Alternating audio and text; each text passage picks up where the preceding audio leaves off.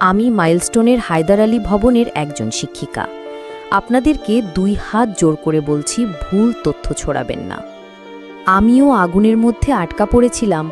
আমার চেয়ে বেশি আপনারা ফেসবুকবাসী জানবেন না, তাই না? স্কুল ছুটি হয় দুপুর 1টায়। আমি ঠিক তার 1 থেকে 2 মিনিটে স্কাই সেকশনে ঢুকে দেখি ওখানে শুধু একটা বাচ্চা দাঁড়ানো। কেউ ছিল না, সবাই চলে গেছিল। আপনারা জানেন না, ছুটির সময় হলে বাচ্চারা 3-4 মিনিট আগে থেকেই কিভাবে ব্যাগ কাঁধে নিয়ে ব্যস্ত হয়ে পড়ে বাসায় যাওয়ার জন্য। এবং আমি চলে আসার পর অভিভাবক আসেনি বলে আবার স্কাইয়ে কিছু বাচ্চা ঢুকেছিল। তাদেরকেও আমাদের আরেকজন টিচার ক্লাস থেকে নিয়ে অন্য সেকশনে বসায়। এরপরেও আবার কয়েকজন 5-6 জন ঢুকেছিল, তাদেরকেই আমরা হারিয়ে ফেলেছি। বা যারা করিডোরে খেলছিল বা সিঁড়িঘরে ছোটাছুটি করছিল, বা ওই মুহূর্তে ওই জায়গায় কাকতালীয়ভাবে ছিল। এরপর আসেন ক্লাউডে। ওখানে বাচ্চার সংখ্যা স্কাইয়ের চেয়ে বেশি ছিল।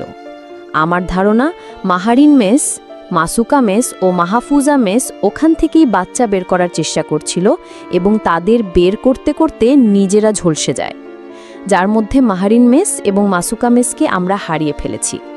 মাহফুজা মেসের অবস্থা এখন গুরুতর, উনি লাইফ সাপোর্টে আছেন। ওনার জন্য আপনারা দোয়া করবেন। ক্লাউডের পাশের রুম মাইনা, এখানে কিছু বাচ্চা ইনজার্ড, কেউ মারা যায়নি। মাইনায়ের পাশে দোয়েল, এই ক্লাসের একটা বাচ্চা আর নেই।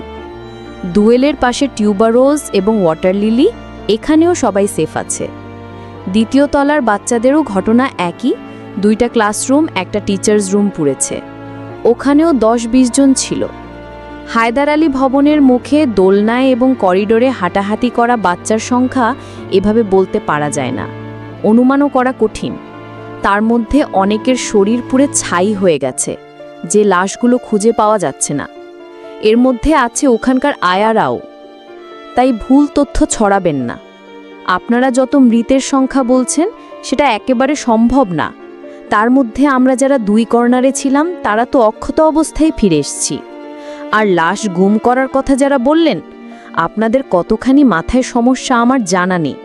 কারণ একটা বাচ্চা যাকে আমরা বাঁচাতে পারিনি, তার লাশটা তো অন্তত আমরা তার বাবা মায়ের কাছে পৌঁছানোর সর্বাত্মক চেষ্টাটা করব, তাই না? আমরা টিচার, রাজনীতিবিদ নই। আপনাদের কোনো ধারণা নেই এই শিক্ষক শিক্ষিকাগুলো কিভাবে বাচ্চাদেরকে সারা দিন আগলে রাখে।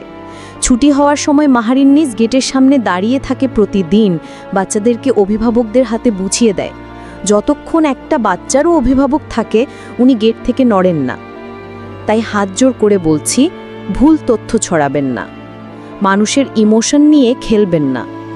নিহতের সংখ্যা সামনে বাড়বে, আপনাদের বাড়াতে হবে না। আসেন আমরা প্রার্থনা করি প্রতিটা ফুলের জন্য যারা অকালে ঝরে গেল।